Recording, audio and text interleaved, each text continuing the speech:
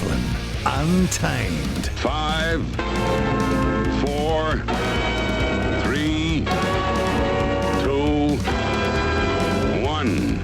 The Platform.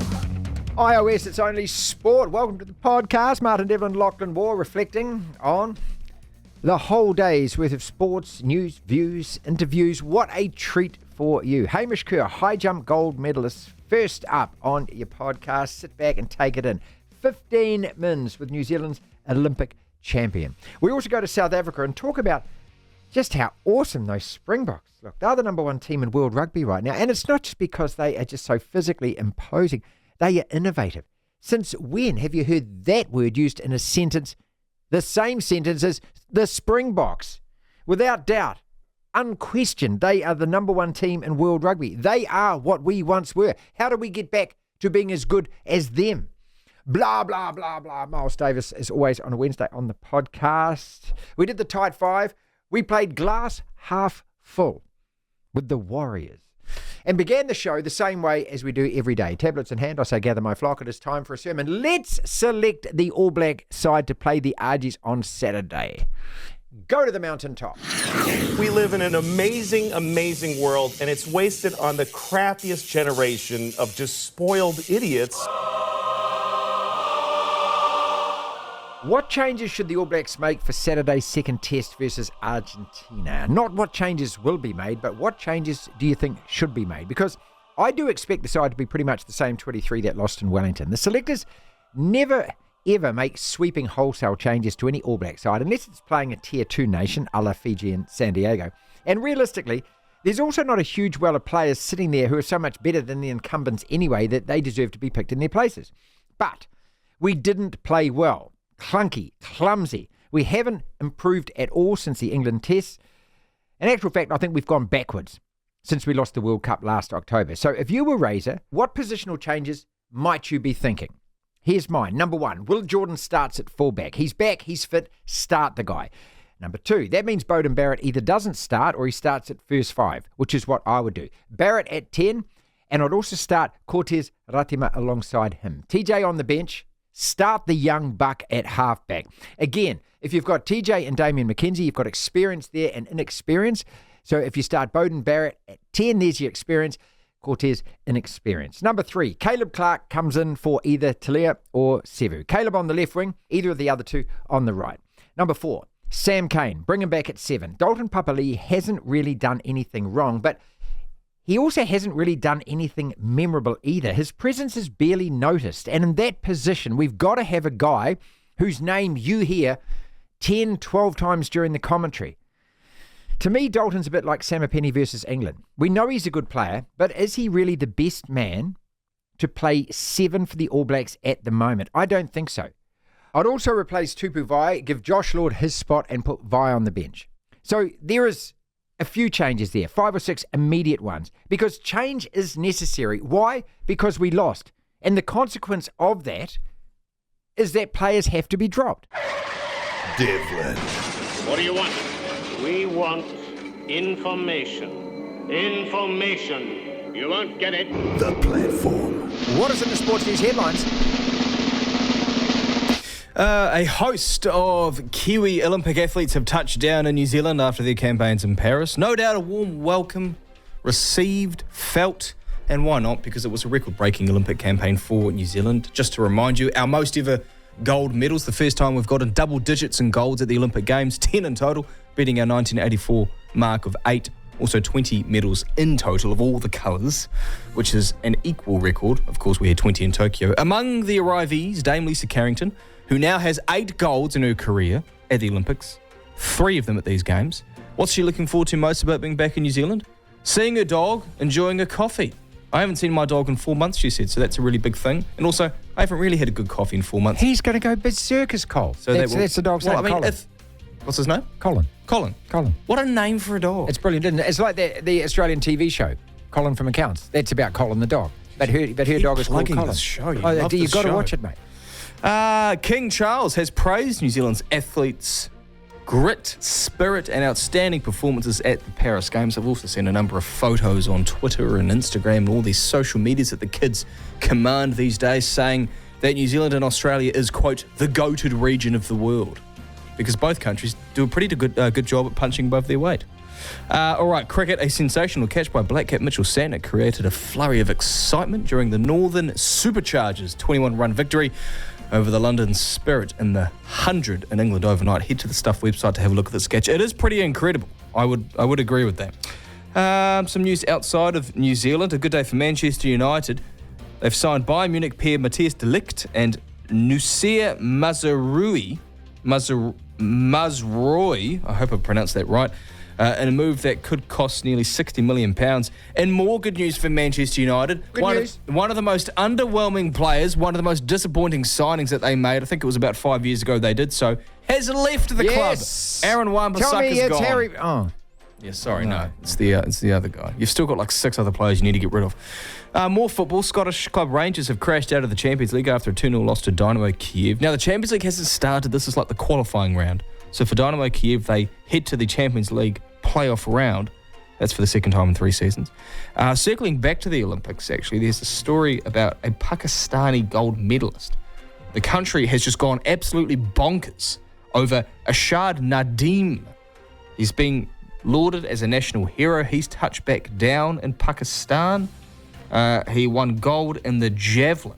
Their Prime Minister, Shehbaz Sharif, announced 150 million rupees for Nadeem at a special ceremony to honour the star athlete. Now, 150 million rupees is about 538,000 US dollars, which for New Zealand dollars, I don't know, would that be about just under $1 million New Zealand dollars? Maybe? I'm not too sure.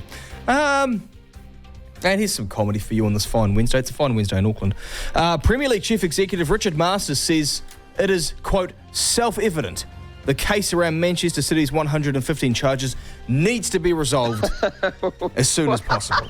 Yes, I'll tell you what, that's why you paid the big bucks, CEO. That's why you paid that Man City club. That thing should... Yeah. We need to sort this now. We're not going to tolerate this. No, that's right. And I think a review is absolutely. Mark Robbins, get Robbo on the phone. We need a review. We need consultants called, and we need an email tree started. Do you honestly think that this guy, the CEO, is going to do anything about that, or is he going to palm it off to somebody else? He's going to palm it off. He's going to publicly look like this real staunch, strong figure. We're not going to tolerate this sort of behaviour. Not on my watch, mate. Not on my watch. Yeah. And then behind closed doors, he's just collecting more brown paper bags and telling someone else to clean it up. That's what's making news, Martin. Devlin. Oh, my goodness me! The platform. If you had to pick a favourite gold medal out of the 10, who is it? Now, it doesn't matter, does it? Because they're all beautiful. But if you had to pick one that's your favourite, and why? Mine is Hamish Kerr winning the high jump. A lot of reasons. Because what goes on inside the stadium to me is the Olympics. That's what I grew up on. The blue ribbon events to me are those that happen track and field inside that stadium. Not devaluing anything else, but also we just don't have a record of success in field events. Yvette Williams winning the long jump, Helsinki 1952. Valerie Adams, of course, gold medals in the shot put. Tom Walsh winning bronze in the shot put. A New Zealand man winning the high jump, Hamish Kerr. It was just enthralling right through qualifying when he missed twice at 2:20 and just got over into the final itself. And then that jump off, there was no going to be, we share the gold medal this time. Hamish joined us on the show. 15 minutes worth with our Olympic champion. We're going to replay the whole interview for you in full. I really hope you enjoyed it. I hope you've got the time to sit back, have a listen to this, and enjoy this guy. What a superstar. A couple of days afterwards, when you wake up every morning at the moment, what do you think? Do you think, I'm the best in the world? Oh, I mean, honestly, I've barely been waking up in the morning. It's that sort of requires you to go to sleep at night. So yeah, it's just been surreal. Like honestly, I've probably had about 8 or 9 hours sleep since I competed. I've just been absolutely charging A. It's been a whirlwind, but it's also just been so fun. Are you allowed to get on the lash like any normal human being would? And just having said that, the way that you train and what how your body is and everything, half a beer and you'd be as silly as, wouldn't you? Yeah, pretty much. No, like, I mean, honestly, like, I've obviously been enjoying and celebrating with my family and friends and my girlfriend who's here with me. But yeah, I think honestly they're probably celebrating more than me. I think for me it's just I'm just so stoked and just trying to enjoy every moment. So yeah, there's been a couple of drinks, but honestly like I'm just enjoying it. It's great. It must be quite a surreal thing. I mean, this is, something you've dreamed of, something you've visualised, something you've thought of and worked so hard for. Is there kind of a calmness about you now that you've done this?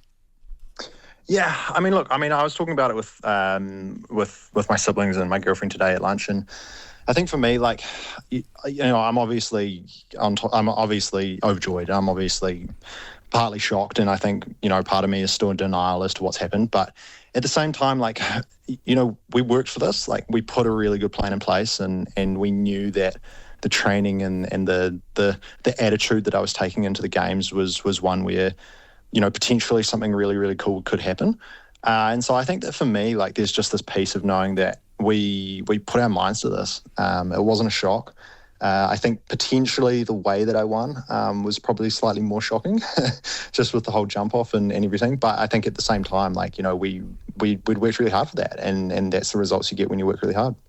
Look, the last time we spoke to you, which was just before Paris, and you said to us that you were arriving late, and that was the whole plan was that you wouldn't get distracted by anything, and you used the we word a lot. And I asked you about that, and you also said, "Hey, look, all my team keeps saying use I because it's not we." But it is we, and that must be one of the most joyous things now. Every time, you see one of your family, your girlfriend, you look at your coach, you look at all your mates in the eye, and you go, we did this. Yeah. Oh, look, I mean, it's an amazing thing. Like, I think that I've always said that the team I've got around me is one of the best in the world, and that's my support team. But then also, to have the support of my family and my friends here as well is amazing. And I think that's the most special part about this whole process is being able to pick up the phone and call the team back home, and they're struggling to keep tears down just because of how momentous it's been. So I think that just seeing the deep connection they've got to it is so exciting. I want to go back to the qualifiers, man, because at 2:20 and No, 2 missed jumps, honestly, I was pacing the lounge like it was an All Black test. I know I've got friends who were behind the couch. We were riding every step with you, man. I was just praying that you would go, and you sailed over in the end. But good God, talk us through that bit. Yeah, I mean, look, that 2:20 was tough. No doubt about it. I think that I have always struggled with qualifying. It's something that I haven't been able to get across the line. The last two world champs, I've ultimately failed in qualifying.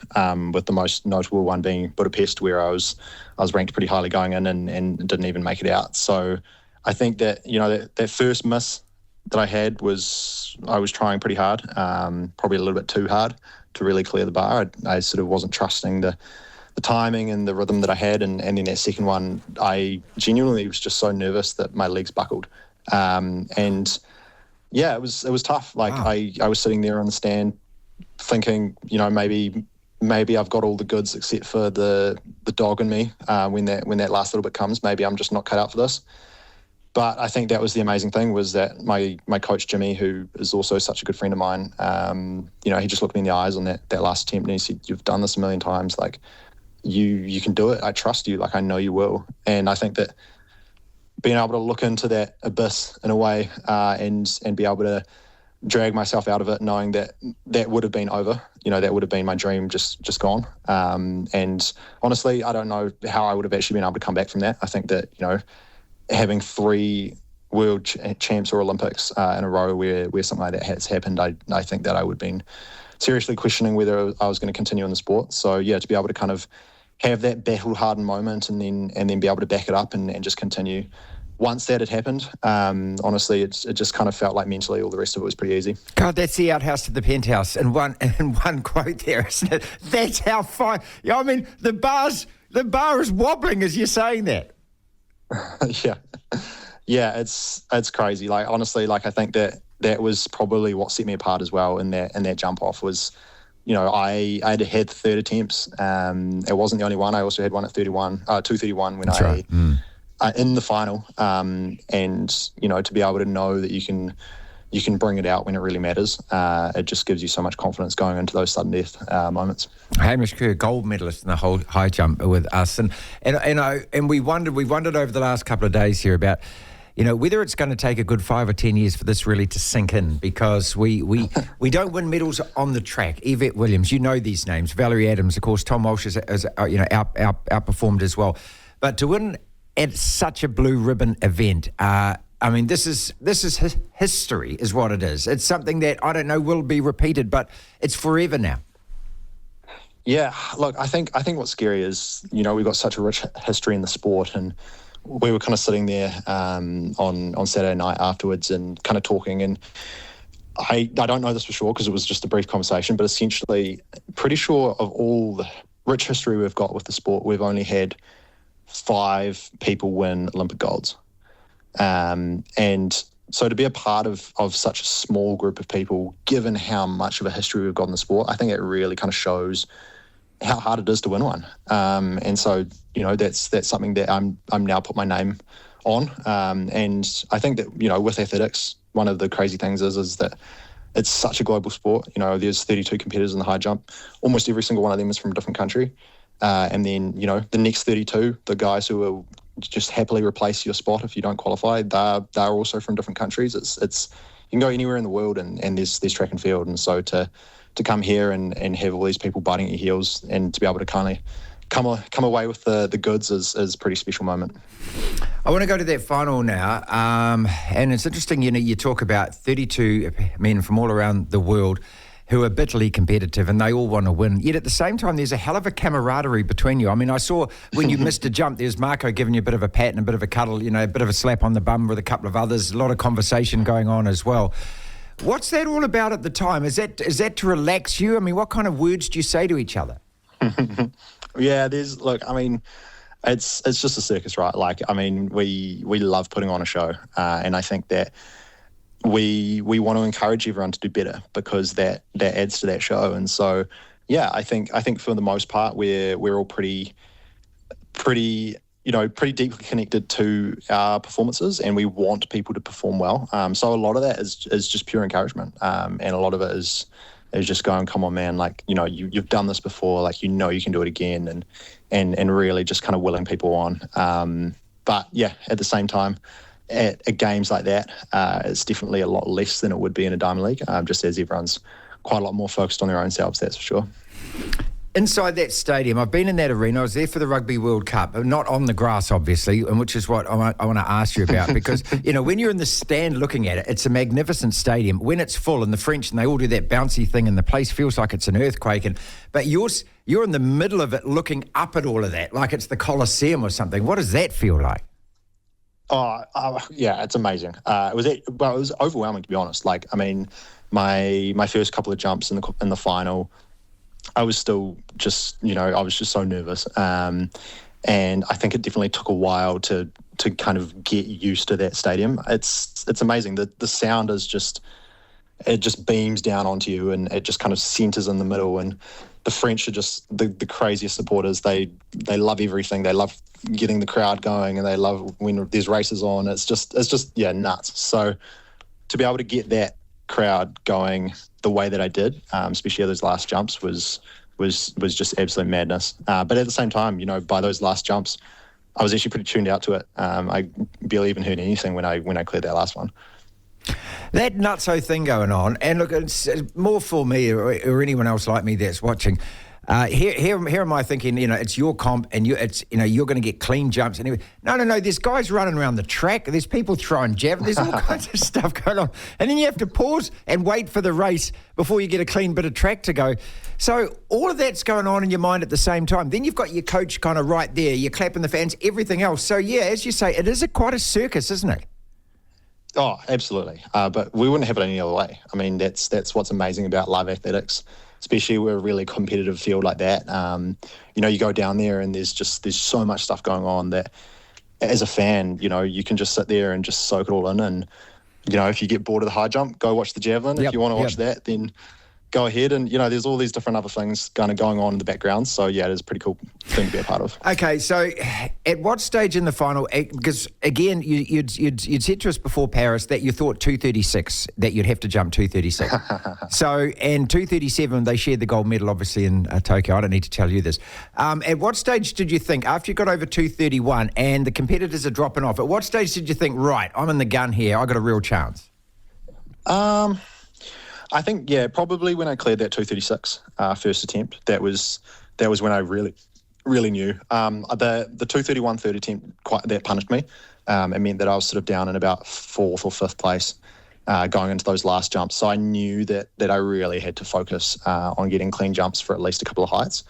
And so I did that. Obviously, I did my 34 first attempt and then my 36 first attempt. And once I got that 36 first attempt, then that kind of the awareness started to creep in, I suppose, of where I was and what potentially could be. And so did you guys talk about sharing that medal? How did that go? I've heard two different versions of this. Did you offer him that? Did he offer you that? Why did you decide to jump off? Yeah, look, this is the golden question, right? I mean, I've seen so many different accounts of it online, but the only account that matters is what actually happened. And I think, essentially, I was actually a little bit confused as to whether we were first equal or whether I was winning outright. And that was happening throughout that 238 round. And so I was kind of having a little bit of back and forth with the official, trying to work out what the situation was. And just before my last 238 attempt, I realised that we were in fact tying. And so from that moment, I was gearing up for a jump off. I had said it a number of times in the lead up that if we were to ever have history potentially repeat itself, then history would change and we wouldn't share the gold medal. And I think that's just credit to the sport. I think it deserves to have that kind of outcome, given the amazing outcome we did have in Tokyo. It was amazing, but also it doesn't need to happen again. People want to see a winner. So I did my last attempt at 238. Ultimately, didn't clear the bar, and so I just went over to Shelby and kind of just looked at each other in the eyes. I knew that he wanted it. I knew I wanted it, so I said, "Let's jump," and off we went. And were you prepared to when I say lose, you get second in the world, you get the silver medal. Were you actually prepared for that, or did that not even enter your head? No, I was 100%. I think for me, I knew how momentous a jump off would be, irrespective of the result. And so for me, wanting to create a memory and create history and create a feeling that people at home can get really inspired by, I was prepared to get a silver outright and I would rather have gotten that than sharing that gold medal for sure. 3 quick questions to go, and thank you so much for your time, mate. I've just so looked forward to talking to you about this. Are you going to keep going 2028? Absolutely. Right, you're going to defend that title.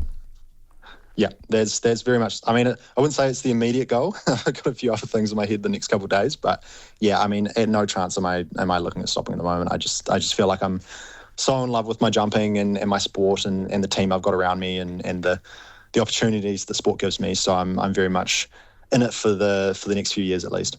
Technical question, and because I'm now an expert in high jump, like everyone is, mate. So and I'll say to people, look, to me it looks as though you've probably got about 10 jumps in you as an athlete in the final, roundabout there, maybe a couple more. And I would consider your best jumps are probably around 5, 6, 7, 8, because that's when your legs are springy, that's when you're warm. When do you start noticing you feel a drop off? Is it around 10 jumps? It probably would be about 10 jumps. Yeah. I know for sure that in that jump off, both me and Shelby were getting pretty fatigued. Yeah. There was actually a moment in that jump off, I brought my run-up mark in, which means that I'm covering less ground, and generally you'd only move out as you get more hyped and you start warming up. So yeah, to kind of have to move my mark in and commit to the fact that realistically I actually just wasn't firing on all 4 cylinders by that point. That was, something that I definitely had to get my head around. You're standing on the dais. I've been very fortunate to be at Olympic Games when this has happened. The flag goes up and the national anthem starts. I get goosebumps thinking about it now. What was coursing through you at that stage? It's amazing. Just makes you feel so grateful for being a New Zealander and growing up in the country that I did and having the opportunities. It almost takes me back to primary school a little bit when we had assemblies and we'd have to stand up and sing the national anthem. I think that really kind of connects me back to my childhood and just my connection to the country. So, yeah, it's such a special moment. The Tide 5. 5 separate sporting topics, Lachlan, roughly a minute 90 seconds on each. When we get reminded by that, we move on to the next topic. Do you believe Kyle Flanagan and his excuse as to how Stephen Crichton's nose got in his mouth and how his teeth happened to close around that nose even though it wasn't a bite, and he refuses to acknowledge that he did bite the guy on the nose even though he has just got a ban for doing exactly that? The Pakistani gold medalist who you mentioned at the top of the program, who has now been given 250 million rupees, the equivalent of 897,000 US dollars, about 1.5 million New Zealand dollars. And I want to quote you, the Pakistani president, about this guy, because they win a gold medal and go absolutely berserk. We win 10. Yeah, we welcome our athletes home. But should they cash in like this guy has? Hamish Kerr. I was prepared to get the silver medal rather than share the gold. How about that for a quote? All Black changes tomorrow. Do you agree with me? Noah Lyles. Did he actually have COVID? And I think what has to be the single best use of taxpayers' money from a journalist organisation so far this year, a story on the One News website about colonialism and tinned food. I kid you not. Let us start, though, with Hamish Kerr, because we had him on the show for 15 minutes and the text message has been flooding in. I hope you really enjoyed that interview, people. So generous with his time. He's been such a good mate of the show, hasn't he, for the last year or two. Commonwealth Games gold medalist, of course. That's when we met him for the first time over the phone. I haven't met in person. Through the World Championships, the Indoor World Champs. But I'd actually forgotten, Lachlan, that when it came to the World Champs, that he had missed consecutively, bombed out in the qualifiers. And so when he was sitting there waiting his third jump at 2.2 in the qualifiers at the Olympics, that going through his head and the self-doubts. So to climb, that to me was my biggest takeaway from that interview, plus his comment about not wanting to share the gold medal.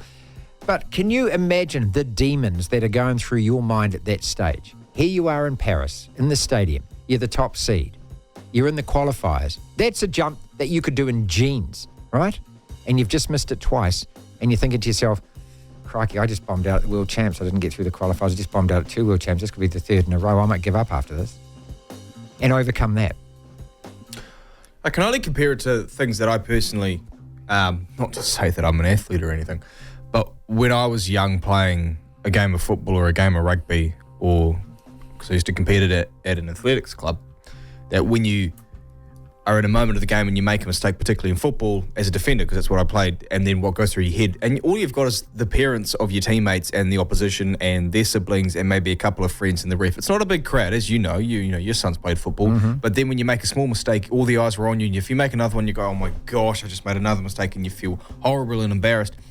So if you're in a stadium that holds 80,000 people and you're not playing Saturday morning football, you're playing or competing at the Olympic Games, I can't imagine. For your country.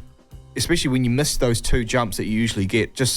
I personally can't imagine the pressure and how you'd cope with it. But I guess that's part of being the athlete. It's not just the physical or the tangible skills. It's the intangibles. It's being able to handle that pressure. That's what it's the same as the All Blacks, for example, at the Rugby World Cup. Handle it. Yeah. Handle it. Walk towards the moment or walk away from the moment. That's your choice. What about the fact that, hey, he's finally emphatically cleared this up? No. He never offered a shared gold medal. He's not interested in a shared gold medal. He wanted the gold medal. So he said, I'm prepared to accept a silver medal with the chance to go for a gold medal. How big are those nuts to do that?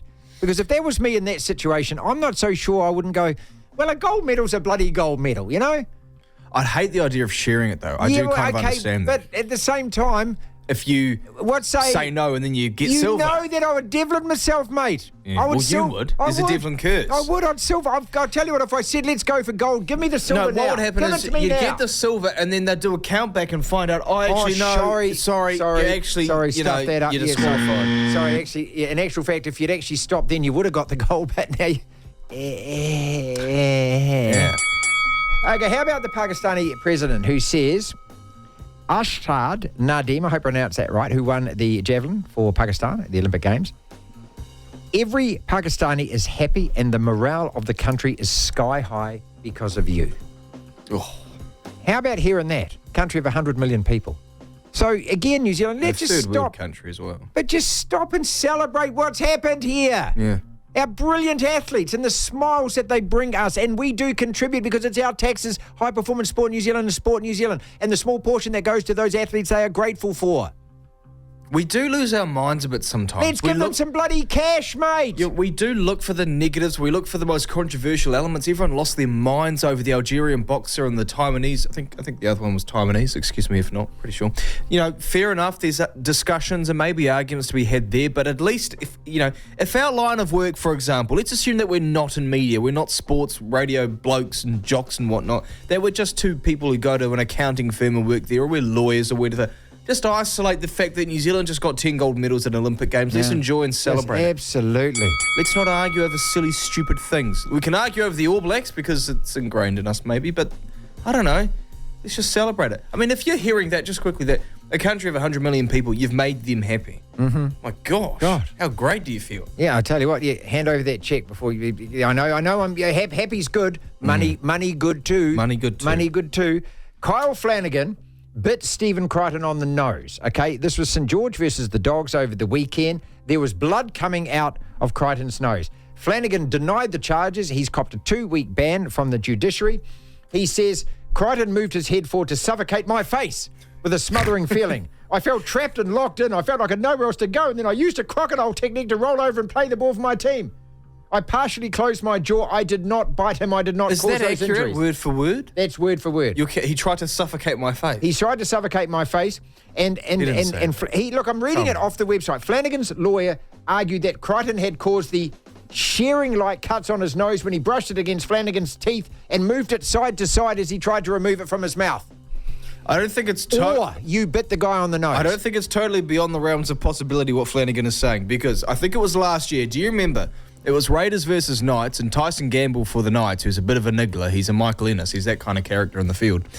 He went to the ref, said, he bit my arm. Jack Whiten bit my arm. Look, there's teeth marks. And then Jack Whiten, you can sort of see on the replay that Gamble is pushing his arm into Whiten's mush. And just... Yeah, I know, but I mean, this is the guy's nose, mate. Yeah, it's kind of hard to get away with that one, yeah. He used the crocodile move. Well, what's the crocodile move? The crocodile move is where it opens its jaws and clamps down. I was going to say, they bite as well, Kyle. Isn't that what they do? Isn't that actually hurting your argument the fact here? you got 2 weeks and you should have got 12, mate. Why do blokes bite other blokes on the field? Because they just get a rush of blood to the head. You're talking about Neanderthals. We're asking these men to smash each other to bits for 90 minutes. Yeah. Well, they're also, I mean, if I was in that situation and I got mad, I'd just punch someone. Well, that's they're not allowed to now because you get a ban. So the guy's... Oh, but you're allowed to bite. He smothered my teeth with his nose. A bloke's head going, well, I can't punch it, but screw it, I'm going to bite him instead. Do you agree with my All Black changes for tomorrow? Jordan at 15, Bodie at 10, Ratima to start alongside him, Josh Lord in for Vi, Sam Cane at 7. Tell me I'm wrong. I think you're right. I don't know if I'd start Josh Lord. I probably would. The thing that makes Josh... I want some bulk. I just want some big and bulk. Well, he's just so tall. And I remember he played... he either came off the bench or started the Argentina test last year that we won 41-12, something along those lines. And he was really good. He didn't do anything wrong. He wasn't spectacular. He's the future. Because he was tall. No disrespect to you, my man. You aren't the future. You've been tried. Again, there are so many All Blacks in this squad at the moment who played 20, 30, 40 tests. You know, and you've been underwhelming that whole time, mate. At what time do we sit there and go, you've actually had enough opportunities. You played for 3 or 4 years and you just aren't up to it. And it's nothing against Tupu Vai. He's a good player. You're a good player. When you put on that black jumper... You're meant to be the best in the world, mate. There's a responsibility, and you haven't lived up to it. And there are guys waiting in the ranks who deserve a chance. Okay. And look, Sam Derry got that chance, and he's been great the last 2 tests. We're going to go to Africa. We need bulk. Is Tupu Vai going to scare the crap out of those South Africans? No, he's not. No. Is he winning enough line-out ball and doing enough of the fundamentals to demand his place in the team? No, he's not. Josh Lord and Sam Derry probably aren't scaring them, but at least they're making the Saffers think and go, well, these two blokes are really tall. Huge Tupuvai's bulk. not that tall. Look, I think he can stay on the bench until Patrick comes back. But, to be honest, if he's our fourth best It's slot. like Mark Cooksley. Why did Mark Cooksley play a fair few tests for the All Blacks? Because he was really tall. He was really tall. Was it. That was it. He was really tall.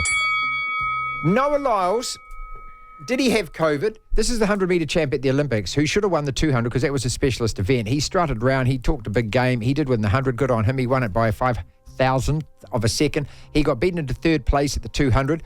Came out immediately afterwards. I've got COVID. Didn't tell anyone. Wasn't going to tell anyone because if I told anyone, well, then it's an excuse. 2 days after the Olympics finished, he's out there partying. He's at dance parties. He's at festivals. Well, have you got COVID? He was in a Paris nightclub. Well, you got COVID? Because if you got COVID, mate, you're a twat. What are you doing? Spreading it all around the place like that. Did you really have it, Noah, or not? Well, it was a day or two after it was revealed he had COVID. A couple of days after the 200-metre final, and he then posted a negative test, and straight after that was out partying. So he posted a negative test. But how long did he have COVID for? A day. Just during the race. Because if it's only a day or two after the race that he tested negative, that means that it was about 4 or 5 days beforehand that he was positive. So, I don't know. Doesn't add up, Noah boy. All right, here you go. And this is why our taxes contribute to One News, ladies and gentlemen. On their website, an article by Vivian Beduya, Beduya. I don't know this woman. She has written an article titled, How Colonialism Has Shaped Our Views on Canned Food. Okay. I checked the date. It's not April the 1st, so this is real. This is the standards of journalism that we now aspire to in this country. How colonialism has shaped our views on canned food. See, I go to the supermarket, and the first thing I think is, you absolute bastard colonialist, as I'm picking my baked beans. Yeah. That's the first thing I think. When I get the spaghetti, I put it back because I go, colonial oppression. That's the first thing I think of when I look at those tuna cans that are saying three for $5. I'm thinking, you know what, I would. Absolutely, I would. But you damn white people, you colonialists, I'm not interested in this food anymore. Give me the cuckoo, give me the la free la. veg. Welcome to New Zealand. The All Blacks. Where are we at? 4 tests in. We're not playing well. Let's be honest about it. In actual fact, I think we've gone backwards since the Rugby World Cup last year. You can measure that in purely Argentinian terms. In the semi-final last year, 44-6. They only got a couple of kicks. They were lucky to get 6. We absolutely beasted them. We took the foot off the pedal. Could have been 60 or 70 points. And then in Wellington last weekend, they scored 38 against us with 4 tries. So for a start, something has gone terribly wrong with our defence. Yes, I know a lot of players have retired since the World Cup last year, but the bulk of this team has been around the last 3 or 4 years. We've lost 13 tests and drawn 2 since we lost that semi-final in 2019. This is not a great All Black side under any definition whatsoever. But these same players are now tasked with the responsibility of reversing the stepping up and beating the Argies this weekend. And then after that, we go to South Africa, who pulverised the Australians. Yes, they split at 1-1 with Ireland, but they just absolutely smacked Aussie. Forget Joe Schmidt. Forget the renaissance of Australian rugby. That could have been 60 points. How good are the Boks? Why are they so good? Why are they the team that is the innovators of world rugby now? That's a title that we used to have. Andy Capostagno, Supersport out of South Africa. Geez, you guys weren't much chop against Aussie, were you? No, absolute rubbish. They're still in mourning over giving away that try right at the end of the game when they had 13 men on the field.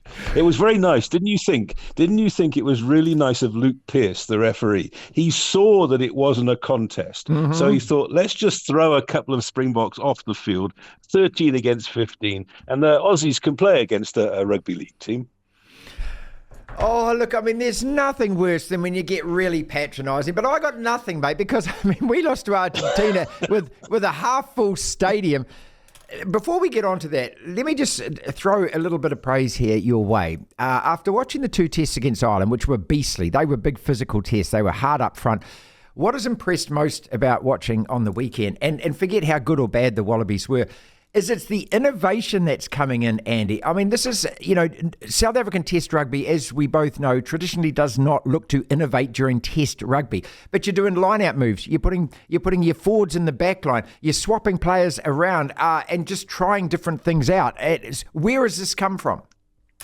Yeah, well, I think you lot have got a lot to answer for because you gave us Tony Brown, and I think that's at the heart of it. Tony Brown's obviously a free thinker, and he's come up against someone like Rassie who said, "Right, there you go, mate. I'm not going to stand in your way. See what you can do." And we've got this fly half, Sasha Feinberg Mngomezulu, who looks like he's going to be the next world superstar.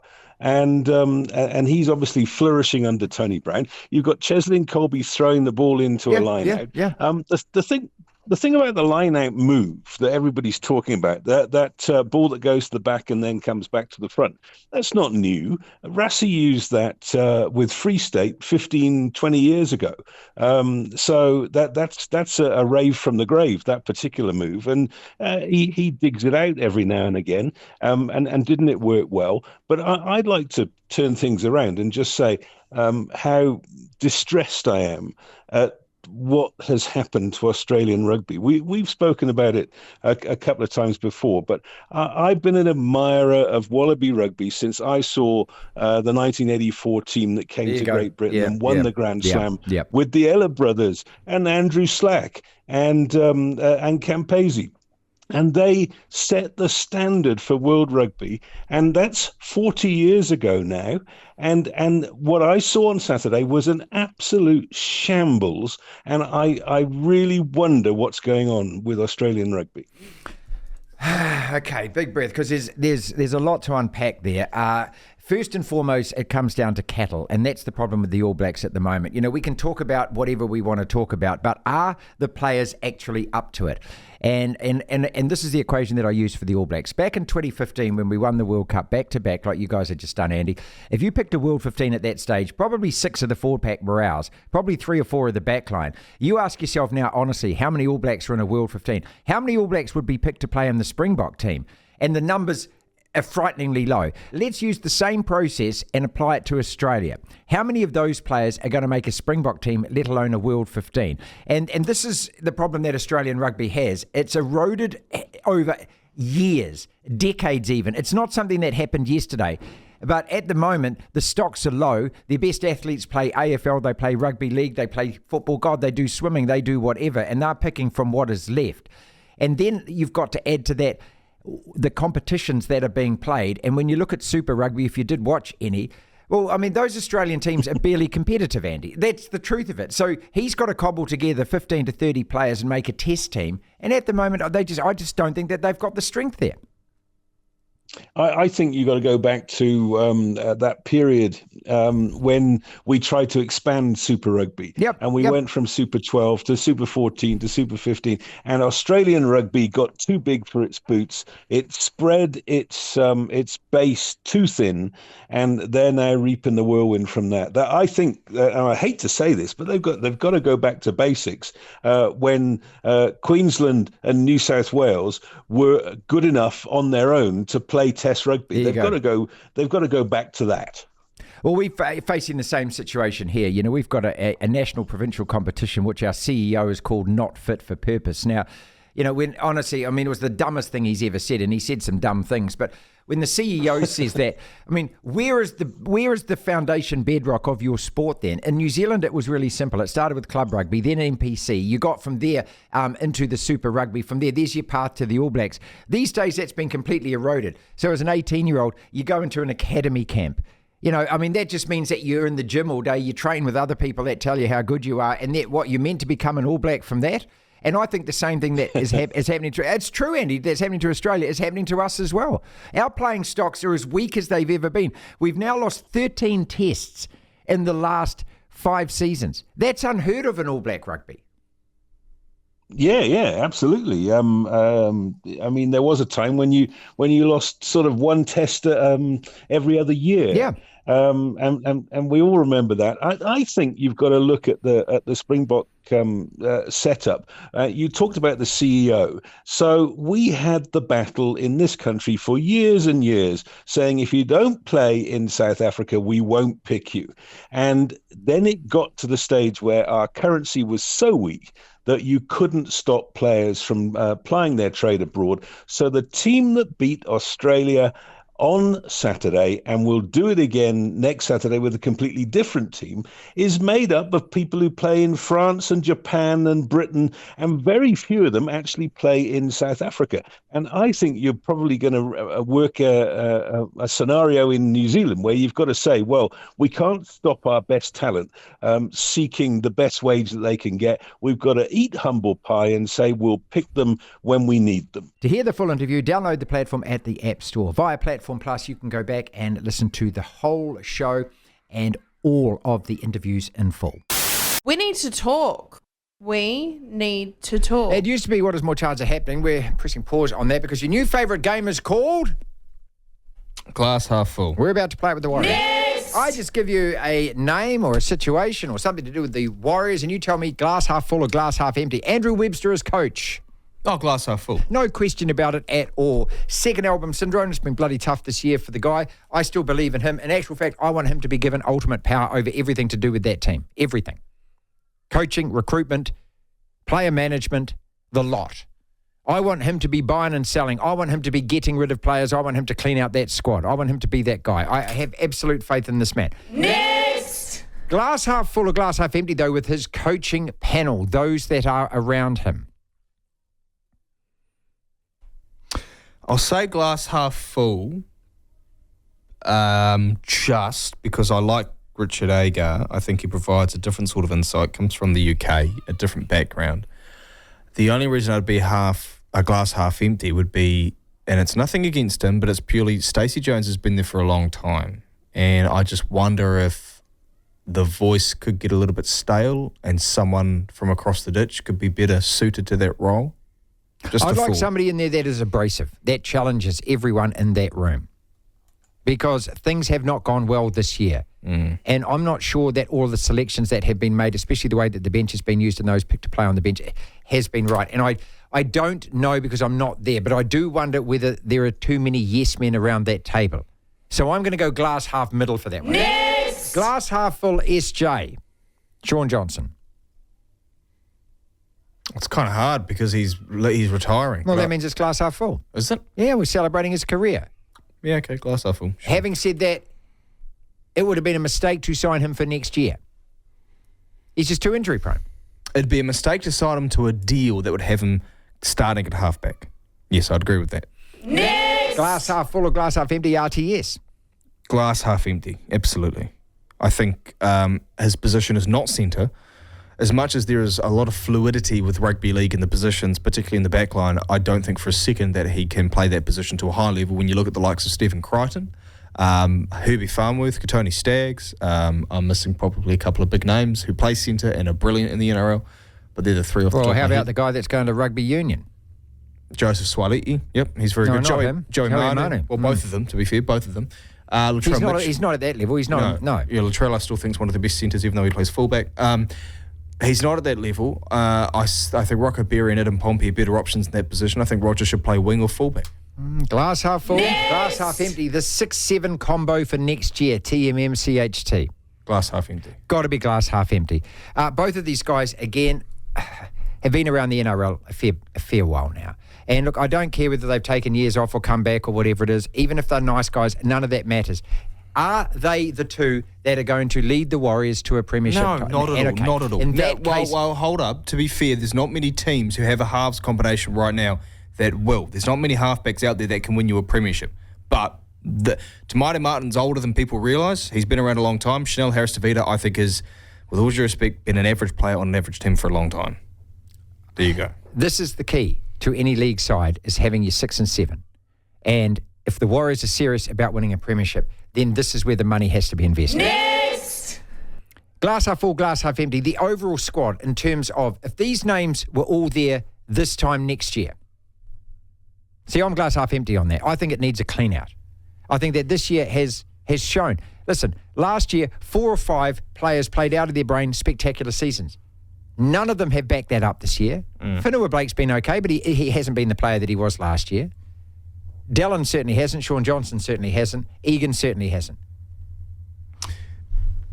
And injuries have taken their toll. I get all that. But the point being is... That's part of it. That's it. And when you have a squad, your squad members have to step up when the A-team guy gets injured.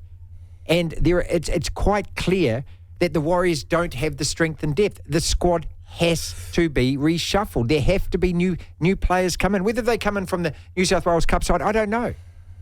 But this same squad is not winning a premiership title, people. It's not. No, it's a squad that lacks the depth. I think it's a squad, if you get the best 13 up against, say, Penrith or the Roosters or Melbourne, doesn't stack up against those teams. So you need a couple of star-ish players. And where are you getting those players from?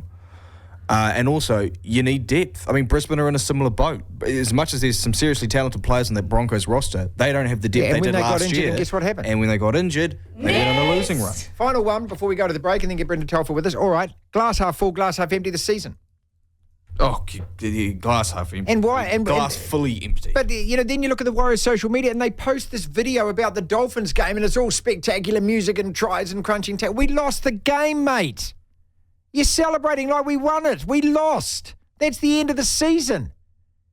And yet all the social media videos are like the was. I find this half the problem. Do the players look at that? Because if the players look at that, there's their excuse. They don't have to turn up and win, mate, because they get celebrated when they bloody lose. To be the devil's advocate, the social media manager who puts up those posts, it's his job to put up engaging, fun, I guess, energetic Nothing posts. To do with reality? Hold up. Reality don't count? Hold up, they get likes and clicks and views. Reality doesn't count? That's their job. Reality, that's their job. Reality doesn't count? That is their job, is to do that. So I'm not going to blame the social media. I agree with you, it doesn't look good when you've lost a game, but isolating that person in their position, they're just doing their job. Well, I just think that some honesty is needed here. We've won 8 games out of 21. What are you celebrating exactly? What, that we got to Golden Point? You don't get any points for that, unfortunately. Blah, blah, blah, blah, blah. Miles Davis every single Wednesday on the show. We were talking Olympics, highs, lows, best moments.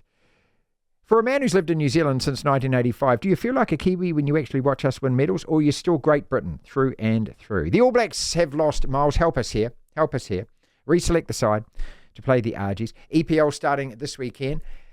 And I think one of the most amusing stories to come out today is the CEO of the Premier League, Richard Masters, saying, look, it's time to resolve these Man City financial fair play charges.